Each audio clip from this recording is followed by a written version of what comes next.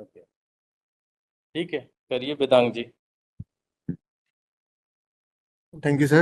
So, good afternoon, everyone. So, respected General Manager, sir, Ranjit Deka, sir, Shamal, sir, Bhaskar, sir, Madam, and my colleagues. So, today we have been given an opportunity to present a PowerPoint presentation. So, we have selected this topic, that is an overview of the guidelines for preparation of DPR for flood management works. Actually, on 22nd to 26th July, we have been imparted training at Nihari on this particular subject, wherein I think number of topics have been covered, but due to the paucity of time, we have tried to concise it into a single presentation. So we'd like to go ahead. So with permission of the chair, I'd like to go ahead with the presentation. Please go ahead. Thank you, sir. So basically, we'll be referring to the guidelines for preparation of DPR for flood management works, which has been published by Central Water Commission in the year 2018. So guideline, it is already available on the internet. So the chapter 1, it's the foreword. So basically, foreword has to be provided while submitting a DPR. So it's nothing but a brief introduction about the area, the proposed project features, and the proposed scope of the work. And this foreword has to be signed by the head of the department, or for that matter, higher rank officer would sign the document. So next chapter is the salient features of the project. So this chapter covers I think 20 number of points. So the points are the name of work, estimated cost and price level. So this presentation was actually provided by Mr. Deepak Singh Rajvanshi, sir, Deputy Director, CWC. So he highlighted the fact that whenever we provide an estimated cost, we should always highlight the price level. So that is a very important thing he has mentioned. So next, reference of the state TLC clearance. What do you mean by price level? So price level in the sense like which SOR you are using, or at what year we are making the DPR. So you can take up this, bring it to the particular level. Okay. For that one. Next is the reference of the state TAC clearance, master plan for the basin, fitment of the project and priority, like whether this project or this proposal is provided in the master plan. You can mention that. Then the name of the state where the project is proposed, the name of the district, name of the basin, sub-basin, and the name of the rivers, the tributaries, the latitude, longitude of the project, nearest gauge discharge site and its latitude and longitude, then distance along with the direction from the nearby major district headquarter or town, the benefit cost ratio, then the population to be benefited in numbers, the benefited area of the project in hectare, then flood affected area of the state in million hectare, and protected area of the state so far in million hectare. Then another 3 points are there. Is the chronology, or you have just mentioned it randomly? No, sir, this is the chronology itself. I don't think it is the chronology, because VC ratio always comes this, no? I think below this protected area of state, because these VC ratio is based on these data, no? Okay, sir. So make a chronology in a better way, I think, no? Right, sir. Guidelines का copy है वहां से भी कोई बात नहीं, गलती वहां भी हो सकती है, इसको हम लोग और अच्छे कर सकते हैं. The next, the name of the work, then the proposed intervention methods which are proposed in the DPR, such like embankment, sluice, RCC porcupine work, bank revetment, or any other work. Then there's a completion schedule and details of already executed works. The next is the chapter 3, which is the executive summary of the projects. So few points such as location, then details of earlier, which are like highlighted in green color, have already been covered in the chapter 2, salient features. So these are also similar type of things. Then there's one important thing is the description of the problem of the area, along with last 5 years satellite imageries, which needs to be provided. Then non-structural measures which are proposed or which are already in place. Then survey investigation conducted in formulation of the scheme. Then alternatives mentioning best cost-effective practices and present proposal. And again, scope of the work, design features, BC ratio, construction program, these are already mentioned in the chapter 2 salient features. So similarly, socio-economic aspects and environmental aspects. So these two are also vital points which needs to be covered in the DPR. And lastly, the recommendations. The next chapter is the prioritization of the schemes. So, prioritization of the scheme. So description of the project area like important roads, railway lines, important vital installations, agriculture areas, industries, habitations, etc. They needs to be highlighted in the DPR. Then the long-term strategy as well as short-term plans. They should be covered in the DPR while providing or while taking up the intervention works to provide relief to the people residing in these areas. Next is the socio-economic impact and capacity building, which needs to be covered. Next, then status and brief of the earlier executed works like embankments, raised platforms, drainage development works, anti-erosion measures, along with their cost at current price year level needs to be provided. PPT आगे होने लगे.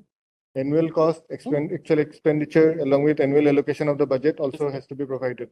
So lastly, the conclusion is that scheme should be prioritized on the basis of the features like impact on social life, benefits, and protection of the area per unit cost. Next is the hydrology. So in hydrology, we need to cover these important points: design, flood selection criteria, and in general, anti-erosion works. Mostly they're designed for a 50 years return period. In general, I think bank revetment works, they are designed for 50 years return period. For embankments, I think 25 years to 100 years is there. So then basic hydrological data requirement and compilation under this, we have to cover geospatial data in the basin, then gauge discharge data, then hydrometeorological data like rainfall, silt, and all other factors needs to be obtained while moving ahead with the hydrology of the project. Then drainage area map showcasing the location of observation sites, gauge discharge sites, rain gauge, and other important hydraulic structures needs to be provided in the DPR. Then while designing the flood computation, relevant BIS codes and guidelines has to be covered. There's a CWC manual on estimation of design flood, which is a like handbook type of a thing. So this is very useful while going ahead for the hydrology of the project. So for the return period method, design of the return period use two methods: flood frequency analysis and hydrometeorological approach. So these two processes can be adopted. Then for determining the water level or the water surface profile, these 2 points are important. That is, water level corresponding to the estimated design discharge to be computed using data of the nearest GD site if like there is no GD site is available on the site. So corresponding data for the nearest GD site can be interpolated and this corresponding water level can be computed. Then the other process is the using of HACRES or MIC 11 such measures. So such softwares can be also adopted for determining the water surface profile. So next is the design of works. So here we have highlighted on embankments, bank revetment, and porcupines. So in that part, basically hydrology part, Right, sir. you can add up this embankment provision also, because you were Right, just sir. mentioning only for anti-erosion kind of Anti-erosion. thing. But if you are making flood and erosion control kind of a structure, then you have to mention that. Right, So sir. hydrology part, you mention the other design frequencies Right. for design flood, like 1 in 15 years, 1 in 25 years, 1 in 50 years, and 1 in 100 years. And in which condition those design periods are adopted. Basically, 1 in 15 years for the area which are like only irrigation fields are likely to be get flooded. And for 1 in 25 semi-urban area, 1 in 50 is urban area, is a highly developed area, 1 in 100 years kind of thing. So you just, because you are mentioning in the design part, you are mentioning the impact, but hydrology, you are missing that. Right, sir. But So you include that. So we have included this in this amendment part here, sir. Okay. So like for the embankment, so embankment is nothing but an intervention work constructed parallel to the river channel and designed to prevent the area behind it from flood spilling. So for the relevant IS code for design of embankment is 12094/2000. So based on this, so the embankments are classified in three categories. So low embankment is less than 3 meter, medium embankment is 3 meter to 9 meter height, and high-rise embankments are for like the height which is above 9 meter. So as General Manager sir has mentioned, so these things are available here, sir. So for designing embankment for agricultural areas, it is 25 years. And in case where anti-erosion measures are proposed in the amendments for rural areas, we are taking 50 years return period. And in urban and industrial areas, we'll taking a 100 years return period. But this will already next time we'll keep it in the hydrology Yes, part in also. hydrology Right, chapter sir. also you just keep it. So Three design flood you were mentioning there. No, right, sir. basically. So few important things which we need to keep in mind while designing that embankments should be aligned on the natural bank of the river where the land is high and soil available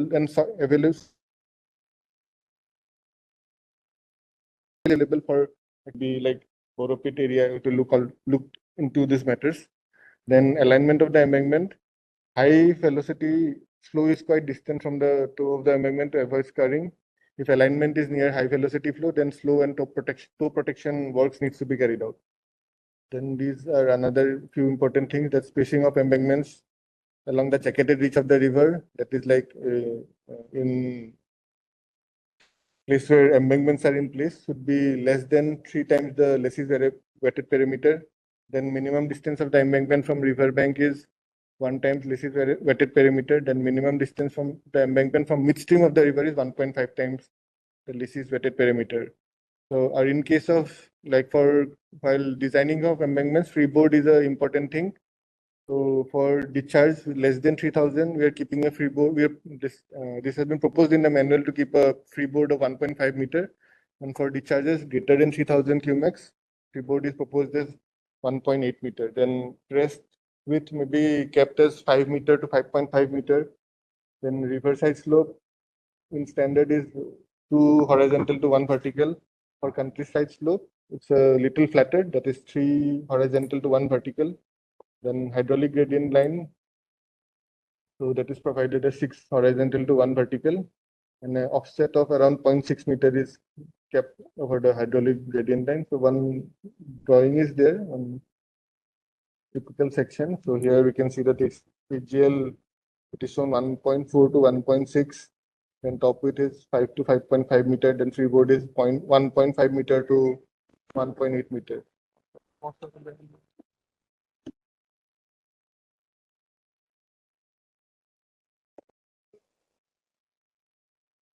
क्या हुआ? Leg. Light चला गया क्या? Link है sir, कहाँ से? यहाँ से चालू था? कहाँ से? उधर से मेरे को लिंक कैसे? शेयर है, लेकिन वो शेयरिंग द स्क्रीन में स्टॉप हो गया। तो विधान चलो ठीक है, शेयर जब तक नहीं होता, ये बताओ कि यू वर जस्ट मेंशनिंग ना you are categorising classifying the embankments in three type of embankment, basically the low, then medium, and then high. Yes, sir. So you are mentioning the slope kind of thing, like countryside you will put 3:1, and 1:2 and in 1:3. the river side you will put 2:1. But, these are standard for all the type of embankment, low, medium, and high. Or any other categorization is there? Or any you have to do some stability analysis for some sort of classified embankments? So you need to know basically. Right, sir. For the low and medium height up to 5 meter, we can go with this. Right. Okay, but for high embankment, we have to do the slope stability, Right, sir. and then we can design the slopes and other Right, things. sir.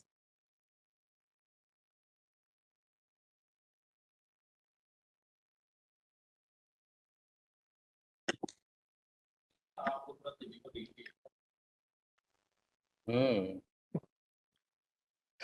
Right, sir. So thank you, sir, for highlighting this point on high-rise embankment. Generally, for flood embankment, generally height is not more than 5 meters. Right. Yes. So these things will suffice your need, but if suppose somewhere we have to go up to above than 5 meters or 9 meters or 10 meters, we have to do the stability analysis. Right, sir. That can be done by manually also, or can be done on some software. Right, sir. So next is the bank revetment.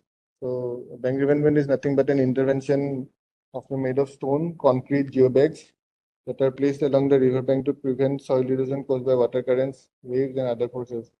So it acts as a shield and Why do helps. we do bank rivet? So it's kind of a sub-stabilization. Only. Think over it.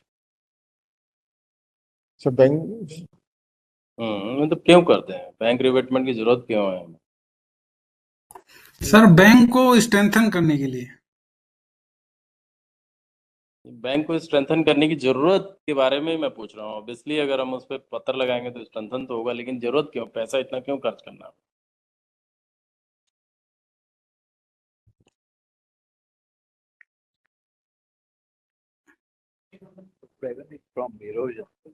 हाँ obviously, अगर embankment के ऊपर लगा रहे हो तो embankment को खतरा है, इसका मतलब कि जो रिवर है वो उधर की ओर मूव कर रही है और डे बाय डे आपके टो को काट सकती है, तो इम्बैकमेंट ही गिर जाएगा, तो जो स्टेबिलिटी है इम्बैकमेंट की वो खत्म हो जाएगी, तो उसकी वजह से भी हम प्रोटेक्शन करते हैं। प्लस रिवर बैंक है जो कि इरोड हो रहा है लगातार और the river is attacking it, so obviously you have to put some protection kind of thing. So these revetment and your apron and other things are only is a design part of that.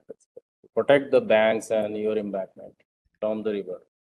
वो तुमने बताया ना कि velocity to के किनारे हमें velocity कम करनी होती है, एम्बैकमेंट हम ऐसे अलाइन करते हैं कि टो में जो वेलोसिटी आए रिवर की वो कम हो, अदरवाइज टो कटने लगेगा, अगर टो कटेगा तो स्लोप फेल हो जाएगा, स्लोप फेल हो जाएगा। तो अगर अगर हमें क्या होता है कि कभी कभी फ्लड में स्टैंडर्ड है कि 3P मेंटेन होना चाहिए, लेकिन 3P नहीं हो पाता है, बहुत सारे ऐसी जगह होती है, उसका रीजन है सोशियो इकोनॉमिक, क्योंकि नदियों के किनारे जो डेवलपमेंट हो गया उसकी वजह से आप 3P पे कभी कभी एम्बैकमेंट नहीं ले जा पाते हो, कभी कभी आप 2P पे ले जाते हो, कभी 1P तक जाते हैं, तो 1P करोगे तो obviously you are just encroaching in the waterway of the river, so the velocity at the toe will be always higher, so there is a huge chance that scarring will take place. So if scarring is there in the toe area, obviously the slope will fail subsequently, so we have to protect that toe. The toe can be protected by putting a slope protection revetment and then apron is very very important. Suppose if you are not in position to put the revetment, then you have to protect the toe, so sometimes we only provide the apron in somewhere and somewhere with a revetment kind of thing, so then it's a complete protection. Thank you, sir. So for design of embankment, we are using the IS 14262/1995, and for design flood, we are using where the design flood is calculated for 15 years return period time. So What is return period? it's a occurrence of the flood of a certain magnitude at a certain period of time. So it's 100. So like for a 50-year return period, I think the probability is like in a year 0.05% that certain magnitude of flood may occur in a particular year. It is a deterministic kind of thing or stochastic kind of thing? I'm not getting the Means probabilistic or deterministic? 1 in 50 means 50 साल में एक बार आएगा, ऐसा है कि क्या है, क्या सोच है आपका? ये तो probabilistic ही है सर। प्रोबेबिलिस्टिक है, मतलब हो भी सकता है, नहीं भी हो हो सकता है, हाँ। ऐसा नहीं है कि एक हाँ। 50 साल में एक बार होगा ही होगा, ऐसा हाँ। कभी नहीं, और कभी भी हो सकता है। कभी भी।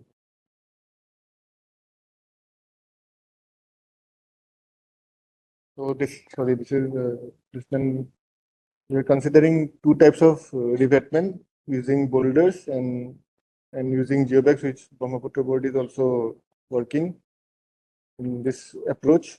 So then few important things which we need to keep in mind while designing bank revetment. So for normal bank protection work, a slope of 2 horizontal into 1 vertical or flatter may be adopted as per requirement. Then thickness of pitching should be higher than the required minimum thickness to prevent this negative head criterion. Then 2 layers of protection may be provided while we are providing these boulders in or these geobags in loose. At high velocity, the required height of stones generally makes the handling and laying difficult. So in that case, we can adopt this GI mesh wire or Gabion structures for that purpose. Then graded filter may be applied, may be placed in position below the revetment to prevent failure of the this one revetment. तो ये वाला जो ये line लिखी हुई है ना 150 mm thick sand layer over the geosynthetics filter में be laid to avoid rupture of fabric by the stone. तो ये क्या सब जगह यूज हो रहा है हमारे? विशाल बताओ। नहीं सर, अभी तो सर जियो सिंथेटिक सिर्फ यूज कर रहे हैं हम लोग अभी। सर नहीं, बालात में तो नहीं है सर ये। बाद में नहीं है ना? नहीं मतलब सर, सिर्फ ये फिल्टर प्रोविजन नहीं रखा है हमने, नहीं सर। मतलब ये डिजाइन में ड्राइंग में नहीं है ना डीपीआर के? नहीं सर, नहीं ये नहीं है सर, डायरेक्ट हमारा जियो सिंथेटिक सीट है, नॉन विविन। इसके ऊपर सीधा हम वो क्रेट के अंदर बोल्डर्स नहीं रख सर, हम्म हाँ सर, पहले ड्रेसिंग करने के बाद सर, थोड़ा ट्रिमिंग करने के बाद हम हम्म। डायरेक्ट ये ले कर रहे हैं। यार ठीक है, वो नहीं कह रहा हूँ, उसके ऊपर जियो सिंथेटिक्स के ऊपर आप कोई फिल्टर कोई थिक सैंड लेयर नहीं डाल रहे हो ना 150 mm की? नहीं नहीं सर, नहीं सर। ठीक है, लेकिन ये मतलब प्रोविजन कर सकते हैं क्योंकि रप्चर हो सकता है ना जियो सिंथेटिक्स, तो सही बात है, ये प्रोविजन तो यस होना चाहिए। तो ये ध्यान रखा जाए भाई। हाँ, आगे से नहीं हो तो इसको फिर एक स्टैंडर्डाइज करने की जरूरत है कि हर जगह जियो सिंथेटिक यूज करें, लेकिन उसके ऊपर 150 mm की सैंड लेयर जो है ना वो रखा जाना चाहिए। जियो बैग में जरूरत नहीं है, but if we are using the boulders and you are using the crate kind of thing, then इसमें तो जरूरत है। ठीक है वेदांग, स्टार्ट करो। Thank you, sir. So then another few points are there. So to prevent sliding and failure of the revetment on slope, we always provide the toe or the apron. So then another thing is launching apron should always be laid at the LWL. The apron should be designed to launch along the slope of the skull to provide a protection so that scouting can be kept in checking. Then the slope of the apron generally is 2 horizontal to 1 vertical. So next is the typical section of a bank revetment work. So where you can see the तो freeboard. Apron क्या होता है? So the portion beneath the toe of the revetment. How it works basically? Do you have any picture or figure that can show the function of apron? That kind of figure is not available, but whenever there is a scouring, the apron it launches itself. Okay. तो basically launcher मतलब वो गिर जाता है sir, मतलब गिरते गिरते sir अगर डिजाइन जैसे स्काउट डेप्थ तक डिजाइन करते हैं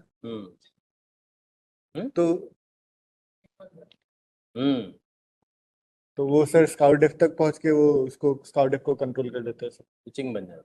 पिचिंग नहीं, मतलब उसको क्या क्या बोलते हैं, अभी लॉन्चिंग वर्ड ही हम लोग यूज कर रहे हैं। गिरता जाता है। हाँ शेप ले लेता है। हाँ ठीक है, तो स्कावर को रोकता भी है, फर्दर स्कावर को रोकता होगा हाँ सर, स्काउट को या रोकने पूरा के स्कावर होने देता है उसके बाद फिर अपने आप ले लेता है, शेप ले लिए सर लेता धीरे है? धीरे स्काउरिंग भी तो सर मतलब फेजेस, जब नदी बहती रहती है तो फेजेस में होते रहता है, उस हिसाब से जब होती रहती है तो वो धीरे धीरे लॉन्च होता रहता है। स्कार क्यों होता है? तो स्काउट से डिफेक्ट्स और नहीं, कौन सी रिवर में ज्यादा स्कावरिंग होगा? मान लो एक ब्रह्मपुत्रा है, एक सिमसंग है, एक कौन सा है तुम्हारा बलात, एक रिवर है उमगाट, इसमें ज्यादा स्कावरिंग के चांसेस है? आई थिंक सर जो स्कावरिंग किस जो चीज पे डिपेंड करता है? सिल्क के ऊपर, तो सर जिस रिवर में सिल्क ज्यादा होगा, जैसे ब्रह्मपुत्र में फील्ड फैक्टर एक वर्ड होता है एफ। हाँ एफ किस पे डिपेंड करता है? तो सर पूरी देखना पड़ेगा। देखना चाहिए ना आपको। D10 पार्टिकल साइज के तो जितना फाइन होगा पार्टिकल उतना उतना उसके अंदर क्या हो, कोहेजन भी कम हो जाता है और susceptible to shear strength D10 पे डिपेंड करती है, इसलिए वो D10 शियर पे स्ट्रेंथ उसकी कम हो जाती है। उसमें वो क्या होता है, डिसलॉज होता है, जैसे वेलोसिटी आएगी उसको हटाती जाएगी। तो जितना ज्यादा फाइन सैंड, जितना ज्यादा फाइन तुम्हारे वो होंगे ना, पार्टिकल्स होंगे रिवर के अंदर, एलुवियम लेयर्स के अंदर, उतनी ज्यादा उसकी ससेप्टेबिलिटी होगी एरोजन होने की, स्कार होने की। ठीक है, लेकिन अभी बहुत बड़ा समस्या ये है कि हमारे पास स्कार डेप्थ की एक ही फार्मूला है, और उसी फार्मूले को हम हर रिवर में लगाते हैं, चाहे वो पहाड़ी नदी हो जहाँ बोल्डर ही बोल्डर है, तब भी हम वही फार्मूला लगा रहे हैं। और जहाँ चाहे हम ब्रह्मपुत्रा रिवर हो और बिल्कुल एल्यूवियम रिवर हो, वहाँ पे हम वही फार्मूला लगाए। तो इस पे थोड़ा हम लोगों को देख के समझ के करना चाहिए। इसमें मॉडल स्टडी करा सकते हैं नहीं, इस चीज के लिए we can do some model study. एक बनाओ ना इसके लिए, can be do, I think ना। एक रिवर मॉडलिंग करो 3-4 तरह के रिवर्स के लिए, और ये फार्मूला जो है हमारा स्क्वायर डेप्थ का, क्योंकि इसमें बहुत पैसा खर्चा होता है हमारा, और हर जगह हम अगर अननेसेसरी प्रोवाइड करते हैं जहाँ पे जरूरत भी नहीं है, तो वहाँ पे तो वो पैसा बहुत बर्बाद हो रहा है। वहाँ 2.5 डी लेके जाते हैं हम, स्कारिंग डेप्थ अगर डी है तो 2.5 टाइम्स हम लेके चलते हैं। तो मे भी समवेयर डी देने से भी हो जाएगा पहाड़ी नदियों में। ऐसी जगह जहाँ बोल्डर ही बोल्डर है, बहुत सारे रिवर्स हैं जहाँ बोल्डर ही बोल्डर है। अभी जैसे इधर अरुणाचल के रिवर्स में देखो बोल्डर ही बोल्डर है, और नीचे भी कोई एल्यूवियम नहीं मिलता है वहाँ, मोटे पत्थर हैं भी तो पेबल्स बड़े बड़े हैं, तो उनमें डी वाला वो इफेक्ट तो नहीं आएगा जैसा सिल्ट पे होता है या फाइन सैंड पे होता है।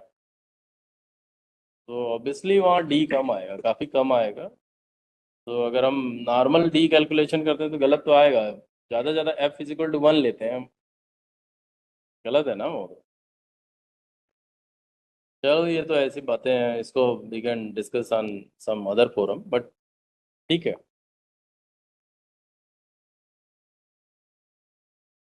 पता होना चाहिए।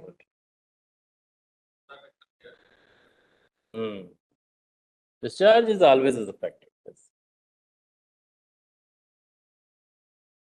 Next, we're covering spurs.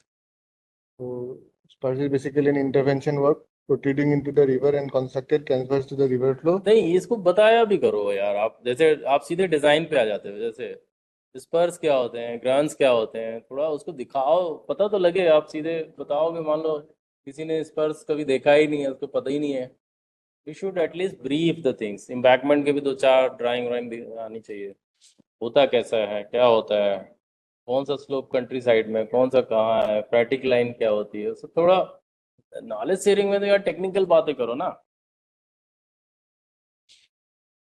क्या यहाँ सभी को पता है हर चीज? पता है तो बतानी चाहिए यार, फिर बताओ स्पर्स क्या है, एक्सप्लेन तो करो स्पर्स होता क्या है।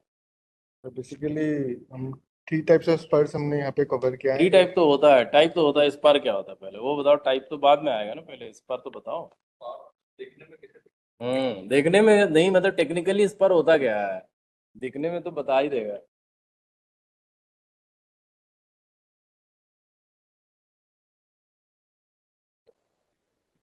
बहुत लोग स्पर नहीं देखा है। देखा तो है। हम्म मैंने भी नहीं देखा। हम्म माधवी का टूर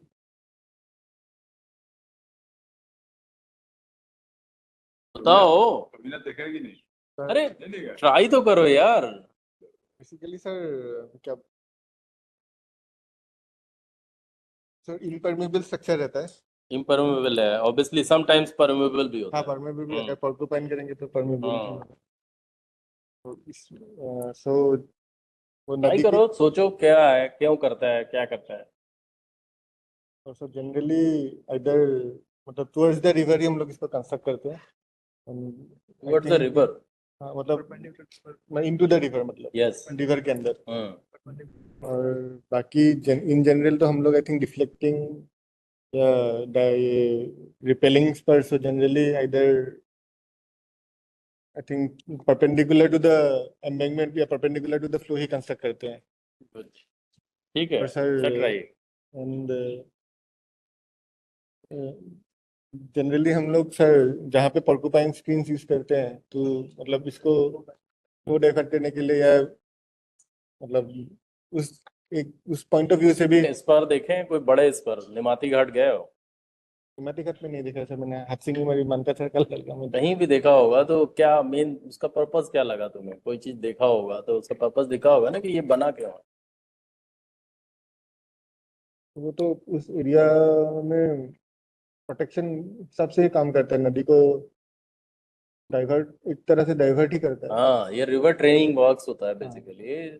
जब कोई बड़ा सिटी है या कोई ऐसा टाउन है, इम्पोर्टेंट जगह है, लेकिन अब वो इरोजन हो रहा है, उसमें लगातार हो रहा है, और there is no way out कि आप इकोनॉमिकली उसको बचा पाओ पिचिंग करके या वो, तो वहाँ पे भी generally provide a spur kind of thing. तो spur may be impervious, may be pervious, somewhere we make pervious, somewhere we make, boulder का भी स्पर होता है, मिट्टी का भी स्पर होता है, जियो बैग का स्पर होता है। तो any structure that protrude in the river of a some length, generally कहीं कहीं 10% भी देते हैं, 20% भी देते हैं।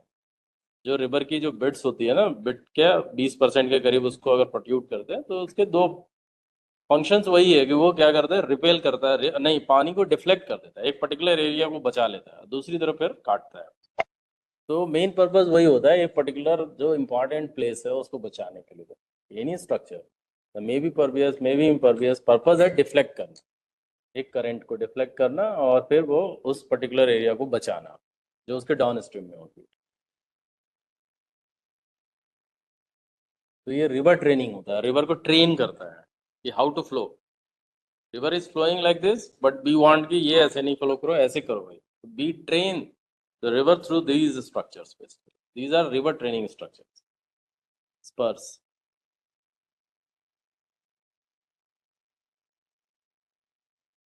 अब इसके कई टाइप हैं और क्यों यूज होते हैं अलग अलग।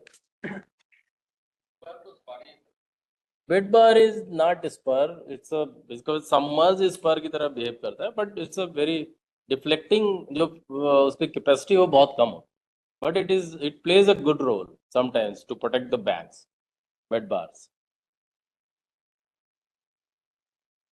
हाँ, बलात् में bed bar, because spur costly होता है, तो जहाँ पे बहुत सिचुएशन खराब होती है वहीं हम बनाते हैं। उससे क्या होता है, रिवर ट्रेन तो होती है लेकिन फिर वो नीचे कहीं जाके काटती है, तो एक पर्टिकुलर एरिया तो बच जाता है, लेकिन फिर again we have to we face the same music. But जो इम्पोर्टेंट प्लेस है वो बच गया। हमारा पर्पस ये भी होता है, नीचे by the way important place ना हो तो लेट इट बी, कट रहा है, बट इम्पोर्टेंट जगह कोई टाउन है, कुछ है जिसको आपको बचाना ही बचाना है। जैसे निमाती घाट है, उसको तो बचाना है ना हमने। अगर घाट ही चला जाएगा तो फिर how the cargo and people will move. The importance of Nimati Ghat compels to take a decision, we will create a spur kind of structure here. So out here we have covered only three spars. One is a repelling spar, the deflecting spar, and another one is an attracting spar. So, but there are, I think, spars which are based on shape, like T-shape, Yeah, J-shape spars are also there. yes. Those we have not covered. And so basically, a repelling spar is a point which is pointing upstream of the flow and repels the flow away from the bank. And next one is a deflecting spar, which is a short spar. Generally, this is laid perpendicular to the flow of the river, and another is an attracting spar, which is pointing downstream of the flow, and it attracts the flow towards the bank. So from the IS code, we have found these three particular drawings. One is a attracting one spar, one is a deflecting, and third one is a repelling spar. So the attracting spar, the deflection is away from the flow of the river, and for the repelling, it's towards the flow of the river. And few important things which we need to keep in mind while designing the spurs. So for anti-erosion measures, we adopt repelling or a deflecting spar, and which may be kept at an angle of 5 degree to 10 degree against the direction of flow. Then thickness of pitching should be higher than the required minimum thickness for negative head criterion. This was same as in the case of a bank revetment. Then 2 layers of protection layer may be provided when boulder, in case of boulders or geobags, if they are provided in loose. So this is also similar to bank revetment. Then length of the spur may be kept as 1/5 the width of the river. So GM sir has already mentioned that in certain cases we also go up to 20%. Then spacing may be kept 2 to 2.5 times the length of the spar, and toe width may be kept as 3 to 6 meter, depending on necessity. Then Basically, this angle is very, very important, 5 to 10 degree. Suppose it is 15 degree, 20 degree, then how it will affect basically? The more the angle means more the deflection, more the change of the direction of the flow, means there will be more shift of the momentum. So your structure may be in danger. So we have to just very small angle we need to provide. Generally in field, in Ganga, in other river, big rivers, we not recommend more than 2 degree. 2 degree just in the direction of the flow, opposite to flow direction. Then only it works. Otherwise, 5 degrees becomes sometimes very large, and we have to every year we see lot of scars also are there in the then sank portion, then notch portion, and then yes, entire structure. So, what is our purpose? We have to make our structure more durable. It has the same function as the deflecting the water. If it is deflecting in 2 degree or 1 degree, then it's good because less impact will be there, less change of the momentum will be there. Means less your maintenance and other things. So 2 degree is sufficient, I think. 2 to 3 degree we used to generally provide. Maybe they are specifying 5 degree, but 5 degree is too large for some rivers, particularly for Ganga and Brahmaputra. Maybe 2 or 3 degree is enough. this document is also prepared. And generally, if we provide a big spur in any river, so we used to do the model study. And model study has to be done, and that will specify what angle we should make it. So these are standards basically, but for bigger spurs and for rivers like Brahmaputra, Ganga and other rivers, we have to go for this model study. तो इसमें लिखा होना चाहिए, लेकिन लिखा नहीं है कहीं, लिखा ये भी है उसमें specification.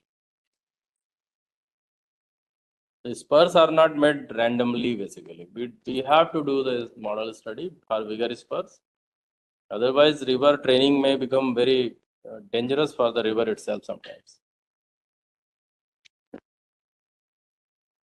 And these are certain points which are, I think, similar to bank revetment works. That for in case of high velocity, and if this weight of stones are high on the higher side, then we can use this pitching in GI wire crates or gabions. And same this 150 mm thick sand layer over the geosynthetic filter material may be provided to avoid rupture of the geofabric.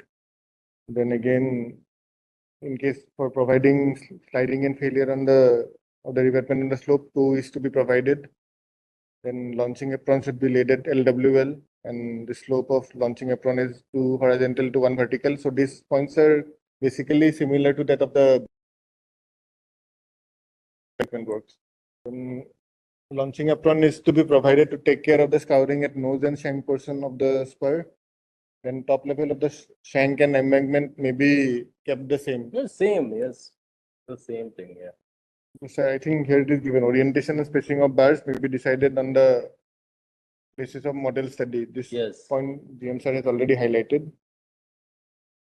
Then shank of the spar may be tied with the nearest embankment, and bank pitching at upstream and downstream of that spur may be done to avoid its outflanking. So have you seen any big spur? Big देखा है spur, spur? sir, scale sir, बड़े बड़े spur देखे हैं कहीं? माजुली में कितना बड़ा है? बहुत बड़ा है ना? वो एकदम जाके लास्ट वाले एम्बैंकमेंट से जोड़ा है उसको. Maybe of kilometers, na? I've seen one big spur made by Britishers basically in UP. It was Bir Bhar spur that is of length of more than 2 kilometers. 2 kilometers, and it was made for just keeping the river in a track one bridge was there, very, very important railway bridge to protect that. So that river cannot outflank that bridge. So these spurs play very, very important role sometimes, but you never recognize them in that way because सब जगह road बन जाता है, पता ही नहीं लगता कि कहाँ है ये स्पर. तो 1.5 किलोमीटर के स्पर भी हैं इंडिया के अंदर, बहुत बड़े बड़े स्पर हैं. तो नहीं है। हम्म. हकीमवाई में दिखाया है। गंगा में बहुत स्पर है, यहाँ नहीं है. यहाँ मुश्किल भी है. हम्म. अरे आईटी देगा ठीक है, आगे बढ़ो. Next topic, the last for the design of works, last we are covering RCC porcupines.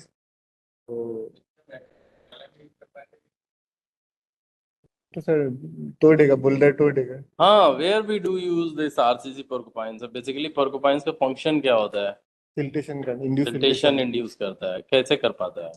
Because sir वो वेलोसिटी को परमेबल स्क्रीन है सर, तो वाटर फ्लो करते हैं उनके बीच से. स्टैगर्ड तो क्यों रखते हैं हम लोग जनरली? हम लोग जब भी स्पेसिफाई करते हैं तो कहते हैं स्टैगर्ड रखो. स्टैगरिंग से क्या होता है, क्या फायदा होता है? ये सब चीजों पे थोड़ा सोचना. सर आई थिंक वो वाटर वेलोसिटी को ब्रेक कर देता है ना ज्यादा उसको. ज्यादा एनर्जी ब्रेक होती है हाँ. उसकी, तो वेलोसिटी कम हो जाती है, ज्यादा सिल्टेशन इंड्यूस होता है. वहां पे हम कभी कभी झाड़ झाकड़ी भी कहते हैं कि बांध दो, हाँ, उसके अंदर right. भर दो. उससे भी तो वही होता है ना, वेलोसिटी थोड़ी डैम्प हो जाती है. डैम्प होने से ज्यादा सिल्टेशन होता है.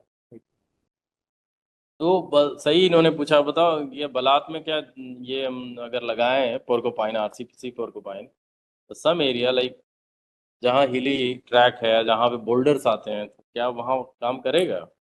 नहीं सर, वहाँ पे तो सर तोड़ देगा ना सर, बोल्डर रिवर बोल्डर और फ्लैशी रिवर है तो तोड़ देगा बिल्कुल. जहाँ पे सिल्ट है, जिस रिवर के अंदर, एलुवियम रिवर के अंदर ही ये फंक्शन करता है प्रॉपर. और जहाँ वेलोसिटी बहुत ज़्यादा नहीं है, अगर वेलोसिटी 3 मीटर के 2-2.5 मीटर 3 मीटर वेलोसिटी है, तो आप वहाँ पोर्कुपाइन आपका नहीं काम करेगा. Velocity should be less than 2 metres और 1.5 metres, then only it works. Otherwise high velocity में काम नहीं करता. तो जनरली ये एलुवियम वाले रिवर्स में जहाँ थोड़ी स्लो हो जाती है रिवर, ब्रह्मपुत्रा में आराम से काम करेगा, गंगा में आराम से काम करता है, सारे एलुवियम रिवर्स में काम करता है. तो ये बहुत यूजफुल है.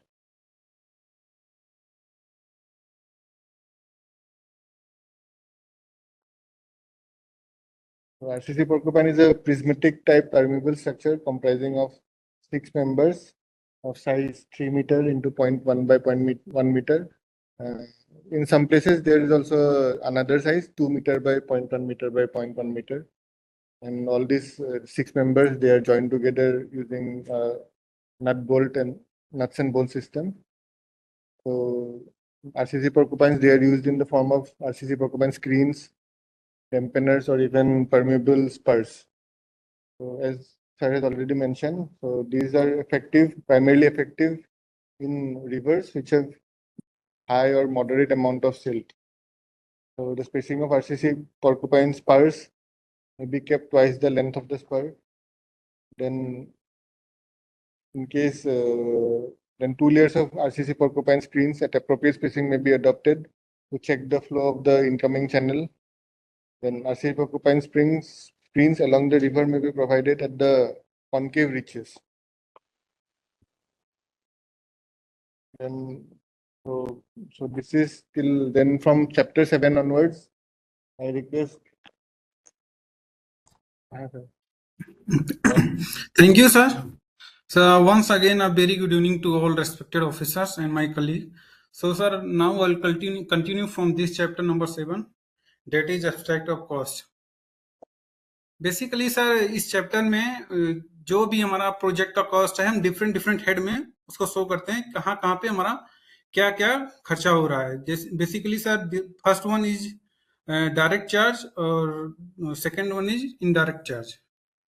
नेक्स्ट.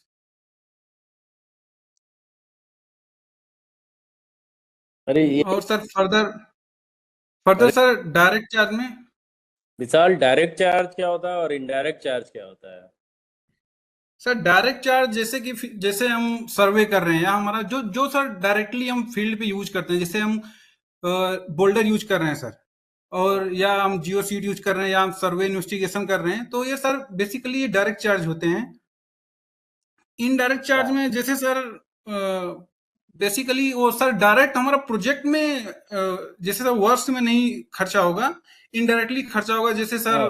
ऑडिट विजिट हुआ, या कुछ मतलब कोई हायर ऑफिसर आए, तो उस समय सर ये जो खर्चा, हायर ऑफिसर सर एक्चुअली वो मिसलेनियस में आता है, लेकिन सर मतलब मेन चीज वही है जो हमारा वर्क्स में यूज होता है वो डायरेक्ट हम कंसीडर करते हैं।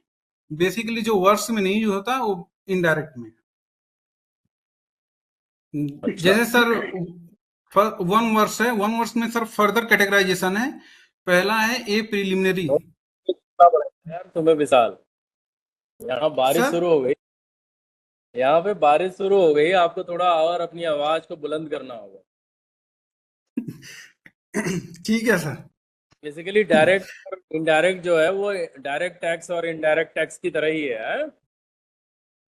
Yes sir, yes sir. या ठीक है, चलो। और सर इसमें वन वर्ष है, उसमें सर फर्दर कैटेगराइजेशन है। जैसे ए प्रिलिमिनरी, ए प्रिलिमिनरी में बेसिकली सर हमारा जैसे सर्वे वर्ष हो गया या इन्वेस्टिगेशन हुआ, जो खर्चा आएगा हम वो इसको ए प्रिलिमिनरी में रखते हैं। और सर बेसिकली ये 1 to 2% होता है जनरली वन वर्ष का। अच्छा। और सर बी लैंड में सर जो अगर लैंड एक्विजिशन कॉस्ट है तो उसको हम सब हेड बी में रखते हैं। और सर सी वर्ष में बेसिकली जो प्रोजेक्ट कॉस्ट होता है मेनली जो सर एग्जीक्यूट होता है, जैसे बोल्डर, जियो बैग, कटिंग आइटम हुआ या जियो सिंथेटिक हुआ, बेसिकली वो सब सी वर्ष में होता है। और सर के बिल्डिंग में basically sir C D E F ऐसे और भी है, लेकिन सर हमारा जो मेनली ये एंटीरोजन वर्ष होता है, बेसिकली सर यही ये मेन कंपोनेंट है जो बेसिकली यूज होते हैं। इसके अलावा भी हैं सर, डी है, ई है, एफ है। और सर वो ज्यादातर जैसे हमारा मल्टीपर्पज प्रोजेक्ट हुआ या इरिगेशन प्रोजेक्ट हुआ उसमें यूज होता है। उसमें कैनाल आउटलेट भी है और स्पिलवे वगैरह उसमें है सर, डैम में। और सर ये के बिल्डिंग है, के बिल्डिंग में जनरली सर जैसे हमारा कोई अगर बड़ा एंटीरोजन वर्क्स हम एग्जीक्यूट कर रहे होते हैं तो समटाइम्स हम जेई या कॉन्ट्रेक्चुअल पर्सन को हम साइट पे डिप्लॉय कर देते हैं, मतलब वो जब तक उस प्रोजेक्ट ड्यूरेशन के लिए। तो सर उस समय सब समटाइम्स ना टेम्पोररी बिल्डिंग होता है रहने के लिए या कुछ स्टोरेज के लिए, तो सर जो उसका कॉस्ट होता है बेसिकली वो के बिल्डिंग में रखते हैं। और सर ये मेनली 2 to 3% होता है टोटल ऑफ आई वर्ष का। Next slide please. तो हमारे यहाँ यार ये लैंड एक्विजिशन होता है कि नहीं? सर एक्चुअली इसमें तो नहीं है लैंड एक्विजिशन सर, एंटीरोजन वर्क्स में तो नहीं है, क्योंकि सर उससे हमारा प्रोजेक्ट का कॉस्ट बहुत ज्यादा बढ़ जाएगा लैंड एक्विजिशन से। और डैम वगैरह में सर कहीं कहीं होता है सर, मैं श्योर नहीं हूँ, लेकिन एंटीरोजन में नहीं है फिलहाल अभी। एंटीरोजन में नहीं है। नहीं सर।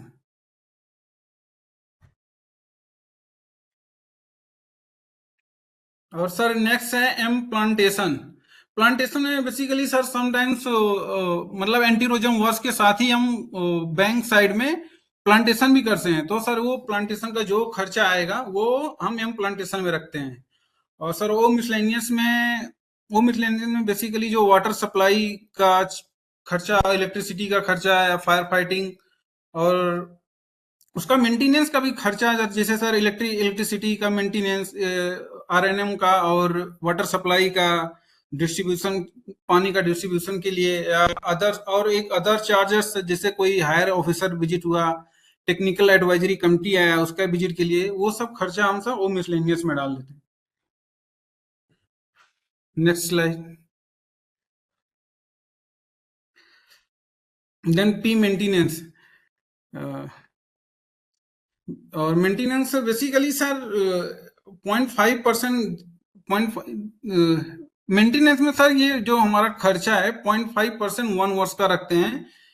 लेकिन सर इसमें ये मुझे एक चीज समझ में नहीं आया, मेंटेनेंस क्यों रखते हैं, क्योंकि हम ऑलरेडी डिफेक्ट लायबिलिटी पीरियड रखते हैं, मतलब प्रोजेक्ट कंप्लीशन के 6 मंथ तक जो भी कुछ मेंटेनेंस होगा वो कॉन्ट्रैक्टर करेगा। लेकिन ये सर गाइडलाइन में मेंशन था कि 0.5% हम रखते हैं आई वर्ष, वन वर्ष का मेंटेनेंस का।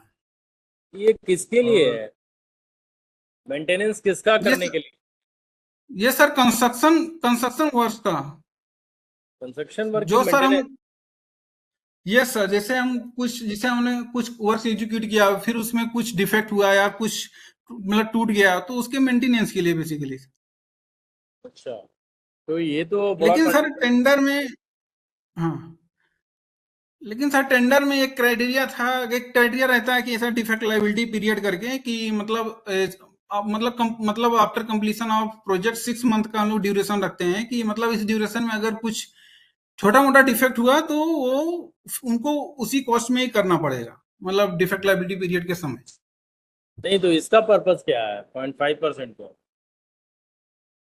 सर वो 0.5% तो एक्चुअली सर ये गाइडलाइन से मैंने रख दिया है, लेकिन ये 0.5% भी उसी का खर्चा दिया था, मतलब प्रोजेक्ट ड्यूरेशन के समय ही अगर कुछ टूट फूट हुआ, क्योंकि सर उसका रिपेयरिंग के लिए बेसिकली सर अगर बाद में होने से तो हम प्रोजेक्ट हैंड ओवर कर देते हैं स्टेट गवर्नमेंट को मेंटेनेंस के लिए। हम्म, तो सर मुझे जो समझ में आ रहा, मेरे मेरे मतलब हिसाब से ये प्रोजेक्ट ड्यूरेशन के टाइम पे ही जो कुछ छोटा मोटा अगर होता है रिपेयर उसके लिए। हम्म। तो बेसिकली हाँ, कहीं ये एस्टिमेशन पर्पस के लिए ही होगा बेसिकली। हाँ सर, मतलब ये तो गाइडलाइन में लिखा है कि हमको इतना रखना चाहिए, एक्चुअली जब डीपीआर प्रिपेयर करते हैं तो ये 0.5% एटलीस्ट 1 वर्ष का रख देना चाहिए मेंटेनेंस के लिए। हम्म, और सर नेक्स्ट है आर कम्युनिकेशन। हम्म, सर ये कंस्ट्रक्शन ऑफ अप्रोच रोड और क्वेरी रोड्स के लिए समटाइम सर वो साइट हमारा एक्सेसिबल नहीं होता, तो उसके लिए हम छोटा मतलब टेम्प्रोरी अप्रोच रोड बनाने के लिए वो जो खर्चा होता है वो रखते हैं। और सर सेकंड है इस्टेब्लिशमेंट में बेसिकली सैलरी के लिए सर, जैसे जो भी परमानेंट डिप्लॉय है, जेई है या कुछ कॉन्ट्रेक्चुअल पर्सनल है, तो उनके सैलरी का जो खर्चा होता है बेसिकली वो इस्टेब्लिशमेंट में रखते हैं। और ये सर रखते थर्ड हैं है तो सर, हम लोग अपने डीपीआर में तो नहीं रखते हैं मुझे लगता है यहाँ। बेसिकली सर हमारे डीपीआर में हम लोग तो परमानेंट डिप्लॉय नहीं करते हैं अलग से, मतलब क्योंकि जो ऑफिशियल हमारे यहाँ परमानेंट है वही साइट भी देख रहे होते हैं अभी अभी इधर जो अभी का सिनेरियो है सर। तो वर्क चार्ज स्टाफ की सैलरी नहीं बुक करते हम लोग क्या प्रोजेक्ट के थ्रू? नहीं करते अब, वो भी रेगुलर की नहीं तरह सर, ही। कहीं कहीं पे थोड़ा प्रोविजन है सर, थोड़ा अमाउंट का प्रोविजन है, वो भी ज्यादा नहीं है, मतलब अगर हमको जरूरत होगा मतलब वर्क चार्ज का एक दो तो उसका प्रोविजन है सर डीपीआर में। चलो ठीक है। और सर थर्ड है टीएनपी में बेसिकली सर सर्वे इंस्ट्रूमेंट, कैंप इक्विपमेंट या ऑफिस इक्विपमेंट जो यूज सर्वे के टाइम पे जो जो इंस्ट्रूमेंट अगर हम प्रोक्योर कर रहे हैं उस सर्वे के लिए, तो वो सर टीएनपी में रखते हैं। और फोर्थ है सस्पेंस। और सर जनरली इसमें कोई प्रोविजन नहीं होता, लेकिन अगर प्रोजेक्ट के टाइम पे सपोज कुछ खर्चा ऐसा हो गया जो हमको पता ही नहीं है कौन से हेड में रखा हो, उनको पता नहीं है कहाँ से खर्चा हुआ, तो सर कुछ टाइम के लिए उसको हम सस्पेंस हेड में रख देते हैं। और जब प्रोजेक्ट का लास्ट होता है तो उसको हम मतलब क्लियर जब होता है कहाँ से खर्चा हुआ तो उसको उस हेड में शिफ्ट कर देते हैं। अच्छा, तो इसका क्या नेक्स्ट स्लाइड। प्रोसेस है सस्पेंस यस का? सर। सस्पेंस कितना रखना चाहिए, कितने परसेंट होना चाहिए? सर इसका ऐसा कुछ क्राइटेरिया नहीं है सस्पेंस का, क्योंकि मतलब सर ये तो फिक्स नहीं होता है, तो जनरली किसी केस में होता भी नहीं है सर, और कोई प्रोविजन रखता नहीं है सस्पेंस में। लेकिन सर ये क्या होता है अगर गलती से कभी कुछ हो गया, मतलब ये हुआ कि हमारा खर्चा हुआ हमको पता नहीं चला कहाँ खर्चा हुआ, तो कुछ टाइम के लिए हम जब तक पता नहीं चलता उसको एक अलग से हेड में रख देते हैं सस्पेंस करके सर। बाद में जब प्रोजेक्ट का हम क्लोजर करते हैं तो उसको हमको फिर जहाँ पे वो फाइंड आउट करके उसको मतलब उसे करस्पॉन्डिंग हेड में डालना होता है। ठीक है विशाल, चलो कोई और कुछ पूछना चाहता है सस्पेंस के बारे में? सस्पेंस के बारे में कुछ पूछना है किसी को? सस्पेंस, चलो। और सर लास्ट है fifth receipt and recovery. Sir जैसे हमारा सर कोई मतलब वो टेम्परेरी सेट बनाया, बाद में सर उसके मतलब वो शिफ्ट कर रहे हैं, तो उसमें क्या हुआ जैसे उसका हम आयरन यूज किए, तो सर एक तरीके से स्क्रैप आइटम मिलता है, तो वो उसको हम सेल करके जो उसकी वैल्यू होता है वो हमारा रिसीट एंड रिकवरी में जाता है। और B sir last one indirect charge audit and accounts. Sir इसमें जो प्रोविजन होता है वो 0.25% 1 वर्ष का रखते हैं, और जो कि इनडायरेक्ट चार्ज में जाता है। और सर ये डायरेक्ट और इनडायरेक्ट चार्ज को ऐड करने से हमारा टोटल प्रोजेक्ट कॉस्ट आ जाता है। ठीक है विशाल। और सर ये गाइडलाइन का हमने एक इमेज रख दिया है, ये ऐसा मतलब जो 2000 CWC 2018 गाइडलाइन में था, ये ऐसा सर, ये मतलब क्रोनोलॉजी है, इस क्रोनोलॉजी में हम रखते हैं बेसिक। हम्म। और sir next one is benefit cost ratio. Sir it is the one of the most important chapter. आपसे सर मेन सर एक तो हाइड्रोलॉजी, दूसरा डिजाइन, डिजाइन वर्क, तीसरा बेनिफिट कॉस्ट रेशियो। सर ये तो मतलब आप कोई भी कहीं भी प्रोजेक्ट डिस्कस होता है तो हर कोई बेनिफिट कॉस्ट रेशियो सब पूछता ही है, बेनिफिट कॉस्ट रेशियो कितना है, क्योंकि सर ये बेसिकली रेशियो है टोटल एनुअल डैमेज का और टोटल एनुअल कॉस्ट। और टोटल एनुअल डैमेज कैलकुलेट करने के लिए sir average actual annual damage plus anticipated annual damage का दोनों का सम करने से टोटल एनुअल डैमेज कैलकुलेट करते हैं। पीसी और सर रेशियो विशाल, और आप यस सर, damage कर रहे हो यार, annual damage is not benefit ना, it's a actually sir annual, yes sir actually sir annual damage, actually sir project execute करने से ही हमारा जो डैमेज होता है वो प्रॉफिट में कन्वर्ट हो जाएगा। यस, तो you should वो write in a very good way basically, annual damage protected कर दो, कुछ कर दो ऐसे। अच्छा, यस सर। और सर एंटीसिपेटेड एनुअल डैमेज होता है, अगर हम वो प्रोजेक्ट एग्जीक्यूट ना करें तो 50 ईयर में एनुअल हमारा कितना लॉस होगा, वो होता है हमारा एंटीसिपेटेड एनुअल डैमेज। और सर ये एंटीसिपेटेड एनुअल डैमेज कैलकुलेट करने का ऐसा कोई सर कोई फिक्स गाइडलाइन नहीं है, कोई एसओपी नहीं है कि हम ऐसे कैलकुलेट करना है। तो बेसिकली सर हम करते हैं क्या है, जैसे हमारा जो पॉस्ट रिकॉर्ड में होता है, पॉस्ट रिकॉर्ड में सपोज अगर 10 ईयर में बैंक लाइन 10 ईयर शिफ्ट किया, 10 मीटर शिफ्ट किया, तो हम वो ऐसे ही कंसीडर करते हैं कि नेक्स्ट 50 ईयर में बैंक लाइन 50 ईयर शिफ्ट कर जाएगी। तो लेकिन सर वो मतलब सेम नहीं होगा, एक तो हम उसको एक्स्ट्रापोलेट कर लेते हैं, लेकिन सपोज सर लास्ट 10 ईयर में सिर्फ एग्रीकल्चर लैंड लॉस हुआ और नेक्स्ट 50 ईयर में उसमें बिल्डिंग भी आ सकता है, तो हमको वो चीज कंसीडर करना पड़ेगा। अगर बिल्डिंग मतलब कुछ बिल्डिंग आ गए, उनका लॉस, एग्रीकल्चर लैंड लॉस हो रहा है, नहीं तो तो सर वो ये बताओ, how it is going to help you calculating the BC ratio, anticipated annual damage?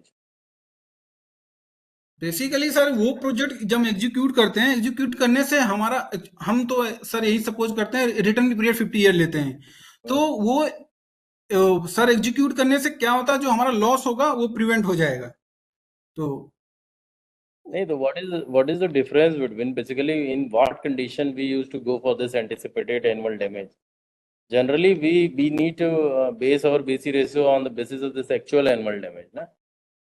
Yes तो how sir, actually sir some cases में जैसे होता है हमें वो डेटा नहीं मिलता पुराना, सर ये एक्चुअल डैमेज क्या होता है, लास्ट 10 ईयर का हमें रेवेन्यू डिपार्टमेंट से सर्टिफाइड डॉक्यूमेंट मिल जाता है कि इतना लैंड लॉस हुआ है। कभी कभी सर क्या होता है वो डॉक्यूमेंट नहीं मिलता हमको, तो हम खुद सर या तो उसका जीआईएस के थ्रू या कैसे भी करके मतलब वो एरिया कैलकुलेट करते हैं कितना एक्चुअली लैंड लॉस हुआ है। तो इसको वो क्या सर उसको CWC इसको मानती है?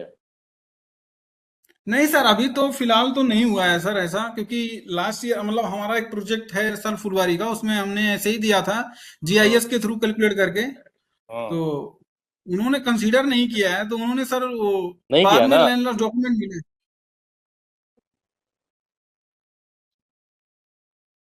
मेरा यही कहना है कि ये फिर हम करते क्यों है एंटिसिपेटेड एनुअल डैमेज का कॉन्सेप्ट, सेंट्रल वाटर कमीशन के गाइडलाइंस से है या आपने अपने आप बनाया?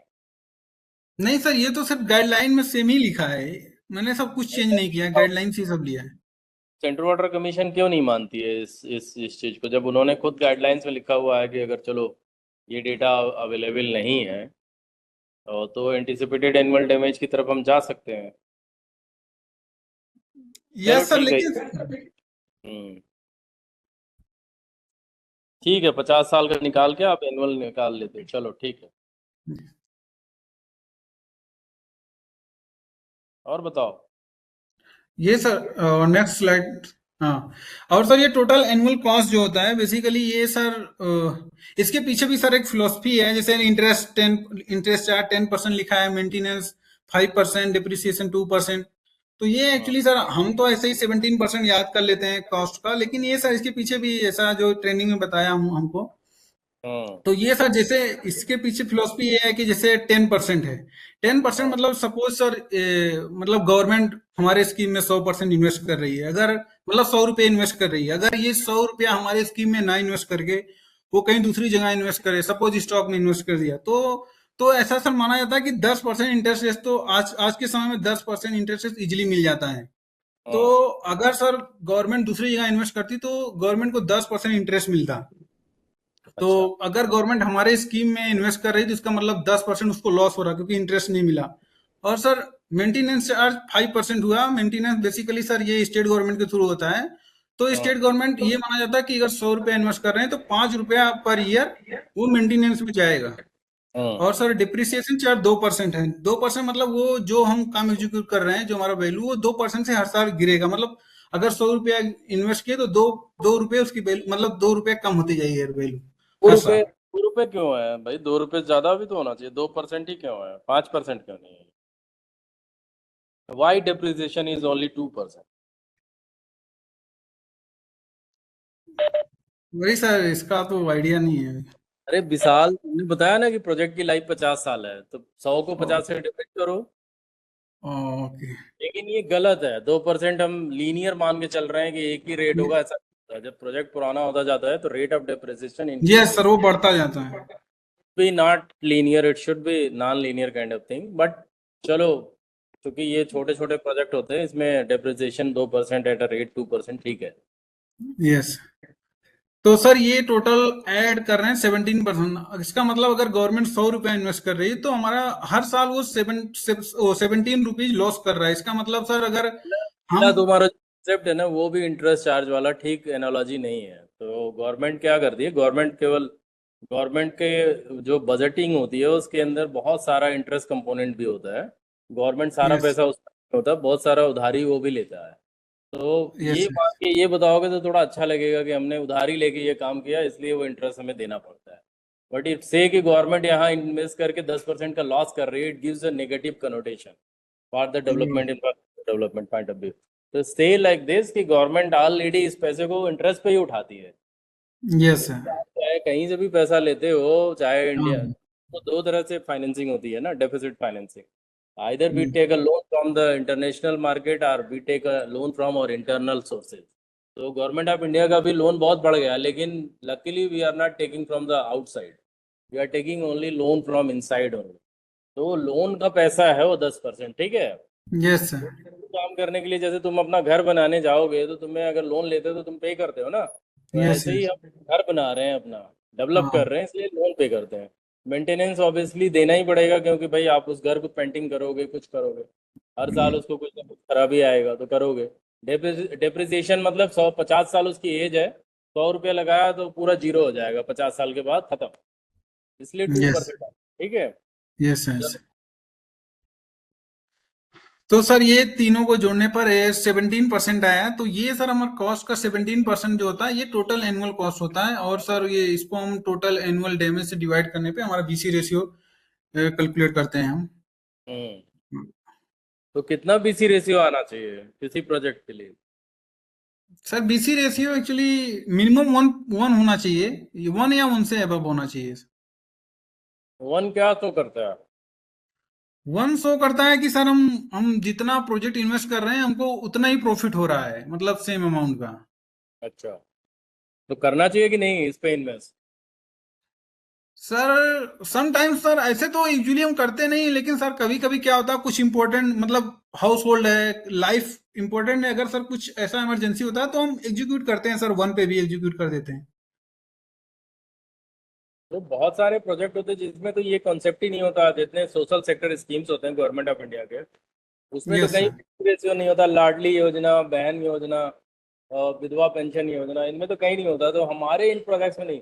प्लानिंग कमीशन बहुत इस पे विचार कर रहा है कि we should done away with this BC ratio concept of things, क्योंकि ये यस। ठीक तो है, लेकिन इतना मतलब इसमें क्या होता है कि फजिंग ज्यादा होती है। कोई ऐसा डेटा वाटा फज करके लोग बीसी रेशियो ले आते हैं। बीसी हाँ रेशियो की हाँ सर। जरूरत के लिए, अगर जहाँ प्रोजेक्ट इंपॉर्टेंट है वहाँ करना चाहिए। Yes sir. और इन पे हमें ज़्यादा स्ट्रिक्ट नहीं करना चाहिए, बट हाउएवर अभी तक फिलहाल तो हमें ऐसे फॉलो करना पड़ता है। 1 से ऊपर तो होना चाहिए कम से कम, और नॉर्थ ईस्ट के लिए पर्टिकुलरली एक अलाउ किया हुआ है, बट नॉर्थ ईस्ट के अलावा एक पे नहीं होता है। यस। चलो सो सर नेक्स्ट चैप्टर है कंस्ट्रक्शन प्लानिंग। बेसिकली सर वो डीपीआर बनाते समय हमको एक चैप्टर ये इंक्लूड करना होता है कि हम मतलब प्रोजेक्ट कैसे एग्जीक्यूट करने जा रहे हैं। हमको मंथली वाइज बार चार्ट देना होता है, कितना कितना क्वांटिटी हम मंथ वाइज मतलब कितना क्वांटिटी एग्जीक्यूट करेंगे, और उसका क्वार्टरली फाइनेंशियल प्रोग्रेस भी देना होता है सर। तो इससे सर क्या होता है कि हम प्रोजेक्ट को मतलब टाइमली कंप्लीट कर सकते हैं, क्योंकि वो हमारे पास एक रिकॉर्ड होता है कि हमको एक टारगेट भी होता है सर हमारे पास, ये मंथली इतना इतना क्वांटिटी एग्जीक्यूट करना होता है। अगर एग्जीक्यूट नहीं हो रहा है तो हम उसको फाइंड आउट कर रहे हैं ये डिले कहाँ हो सकता है। तो ये सर ये मतलब बार चार्ट और ये फेजिंग डायग्राम ये कंपलसरी है सर डीपीआर में इंक्लूड करना इस चैप्टर में। और सर एक लाइन लिखा हुआ जनरली प्रोजेक्ट। विशाल, आपके प्रोजेक्ट में इंक्लूड है कि नहीं है डीपीआर में? ये है सर, बार चार्ट है। ये सर हम लोग खुद है? ही बनाया था इसको। Yes sir. आपने खुद ही बनाया ना, तो ये बताओ कि यस। आपकी कौन सी एक्टिविटी क्रिटिकल एक्टिविटीज हैं, और आपने उस पर क्या दिमाग लगाया, कैसे रिसोर्स मोबिलाइज किया कि वो एक्टिविटी आपकी स्लैग ना हो, डिले ना हो।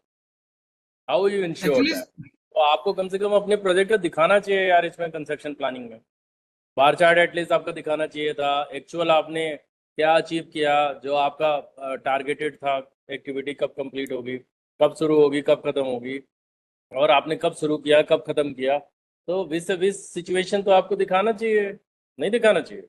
नहीं, केवल दिखाना आप चाहिए। Yes sir. ये बताओ, आप लोगों से नॉलेज शेयरिंग में थियरी बताने से क्या होगा यार? Only the people are telling the theories. उस दिन वो क्या नाम है, ओटी वाले ने भी ऐसे थियरी बताया। यहाँ सब ज्ञानी बहुत है, उसको इम्प्लीमेंट कौन करेगा भाई? आप सारी बातें बता रहे हो इतनी अच्छी अच्छी, आपने सारी एग्जाम्पल क्यों नहीं दिया कि हमने ये डिपार में ये किया, और ये बना के दिखाओ यार। आप ऐसे कैसे करोगे? यस सर, अभी तो फिलहाल सर एक बार चार्ट बनाया था, लेकिन सर वो पूरा डिटेल में नहीं था। तो सर नेक्स्ट टाइम से हम एक बार चार्ट बनाएंगे अभी सर, ये नेक्स्ट टाइम से। और लास्ट टाइम तो नहीं बनाया था सर, मतलब पूरा डिटेलिंग नहीं था एक्चुअली सर। उसमें डिले भी ऐसा भी हुआ था, थोड़ा सा डिले हुआ था क्योंकि वो हमारा टारगेट कंप्लीट नहीं हो पाया था, क्योंकि सर वो काम में भी डिले हो गया ना। मतलब सर मेघालय में ऐसा है कि आप दिसंबर में काम नहीं कर सकते हैं, मतलब 15 दिसंबर से आप 10 जनवरी तक काम नहीं होता है। यहाँ ये स्टेट बताओ गवर्नमेंट भी। यार, जब डीपीआर बनाते हो तो ये तो सारी आपको कंडीशन पता होती है ना कि आप मेघालय में ही करोगे। ऐसा तो नहीं है कि त्रिपुरा का डीपीआर आप मेघालय में इम्प्लीमेंट कर रहे हो। Yes sir. ये बातें तो लेकिन आप मत कीजिए। यस सर, सर उसमें एक चीज गलती भी हुआ था सर, जो डीपीआर प्रिपरेशन जब हम लोग बार चार्ट दिए तो उसमें तो ये कंसीडर नहीं किया था सर कि दिसंबर मतलब दिसंबर लास्ट 15 दिसंबर टू 10 जनवरी हम काम नहीं होगा, लेबर नहीं मिलेंगे, ऐसा करके कैलकुलेट मतलब सर उसमें उसमें तो हम लोग ने मतलब कैलकुलेट कर लिया था कि इसमें भी काम होगा, लेकिन एक्चुअली में सर काम हुआ नहीं उस टाइम। यही तो यार, तो आप you should learn from your mistake. Yes sir. आपको बतानी सर चाहिए। इसका आपने पूरा बढ़िया बनाया होता और आपने सबको बताया होता ये चीज, सबके लिए एक लेसन होता कि नहीं हमें ध्यान देना चाहिए, क्या क्या ध्यान देना चाहिए। यस सर, सॉरी तो सर, आप सर नेक्स्ट टाइम से इंक्लूड करेंगे। यही बताओगे, बलात् फेज 3 का पूरा प्रोजेक्ट शेड्यूलिंग बताओगे, पूरा उसका बार चार्ट दोगे, टाइमलाइन दोगे, यस सर। और क्या अचीव हुआ विस विस, ये जो आपका प्लानिंग था उससे अभी जो एक्चुअल एग्जीक्यूशन में क्या अचीव हुआ है till date. Yes sir.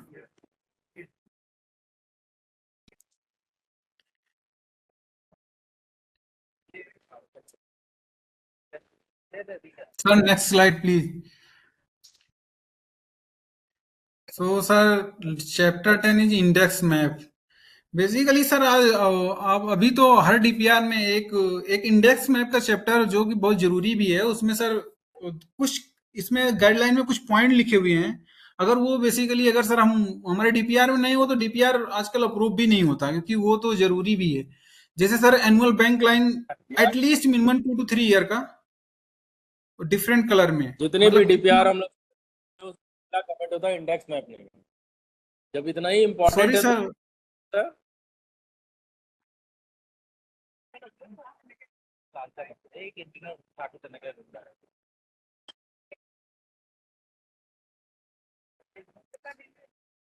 Sir, I can't hear you properly. यार बोलो, आवाज नहीं आ रही है। हाँ आई सर। बेसिकली सर ये annual bank line minimum minimum 2 to 3 year का डिफरेंट कलर में शो करना होता है कि हमारा बैंक लाइन मतलब अगर 2022 में यहाँ पे 23 में कितना हुआ 24 में, तो वो हमको शिफ्टिंग दिखाना होता है। अगर इरोजन है, एक्टिव इरोजन है, सिग्निफिकेंट इरोजन है, तो बैंक लाइन हमारा कितना शिफ्ट हुआ वो सर दिखाना होता है। और near by gauge and discharge site, जैसे कि बेसिकली सर मेनली तो सीडब्ल्यूसी का ही होता है और या स्टेट गवर्नमेंट का होता है, तो वो सीडब्ल्यूसी का गेज एंड डिस्चार्ज साइट कहाँ पे है और हमारा प्रोजेक्ट लोकेशन से कितना डिस्टेंस पे है, ये भी शो करना होता है।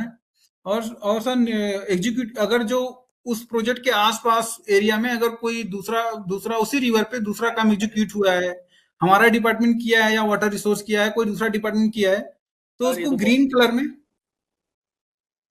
अभिनव तो बहुत टाइम लगाएगा। और propose work sir red colour में होना चाहिए, और जो बेनिफिटेड एरिया है उसको येलो कलर में होना चाहिए। और सर समटाइम्स क्या होता है कि मतलब जहां पे हमारा प्रोजेक्ट एग्जीक्यूट हो रहा होता है वहां पे सपोज सर कोई काम नहीं है, मतलब पहले से एग्जीक्यूट कोई काम नहीं है, तो हम क्या करते हैं, हम शो नहीं करते हैं। जहां पे हम लीजेंड दिखाते हैं कि रेड कलर दिस वर्क के लिए, ग्रीन कलर वहां, तो हम वो शो भी नहीं करते हैं। तो सर क्या होता है समटाइम्स अननेसेसरी ऑब्जर्वेशन आता है कि आपने आपने तो शो ही नहीं किया। एक्चुअली काम नहीं है तो हमको नील शो करना है इंडेक्स मैप में, तो कभी कभी होता है सर हम शो नहीं करते हैं और फिर उसका भी एक ऑब्जर्वेशन रिसीव होता है। Next slide. हाँ, और सर चैप्टर 11 ड्राइंग। तो सर इसमें एक्चुअली लॉन्गिट्यूडनल सेक्शन और क्रॉस सेक्शन सर्वे रिवर का हमको इंक्लूड करना होता है हमारे प्रपोज साइट का, और सैटेलाइट इमेजिनरी देना होता है 5 किलोमीटर अप स्ट्रीम और डाउन स्ट्रीम द प्रोजेक्ट का।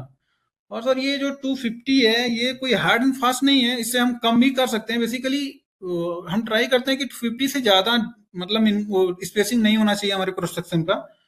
और सर 100 भी रख सकते हैं हम, 200 भी रख सकते हैं, मतलब 250 से ज्यादा नहीं रखते generally. Next slide. So, sir, the chapter 12, this is in the last chapter of this preparation of DBR. So, sir, इस चैप्टर में हमको बेसिकली ड्राइंग और जो हम माइन्यूट्स, जैसे sir minutes of latest state TAC या हमारे बोर्ड मीटिंग का, जिस बोर्ड मीटिंग में प्रपोजल ये अप्रूव हुआ है उसका माइन्यूट्स हमको देना होता है। और सर क्लियरेंस और no objection certificate forest department से और या वाटर रिसोर्स डिपार्टमेंट से, उनको नो ऑब्जेक्शन सर्टिफिकेट चाहिए। और clearance from state flood control board, और sir certificate regarding past damage data from revenue department, जो कि generally sir deputy commissioner office से मिलता है। और रिसेंट साइट विजिट और रीजनल ऑफिस सीडब्ल्यूसी में जहां हम अप्रेजल के लिए ये अपना प्रोजेक्ट मतलब जमा करते हैं। और सॉफ्ट कॉपी और डीपीआर का वर्ड या एक्सेल फाइल फॉर्मेट में पेन ड्राइव में देना होता है, और एक पावर पॉइंट प्रेजेंटेशन जो हमारा प्रपोजल है उस पर, उस डीपीआर के बारे में। सर ये सर 12 चैप्टर है, टोटल 12 चैप्टर हैं, जिसके अंदर ये जो जो मेन पॉइंट्स है उन्होंने थोड़ा थोड़ा डिस्कस किया है। तो बस सर ये लास्ट है हमारा, तो thank you so much sir.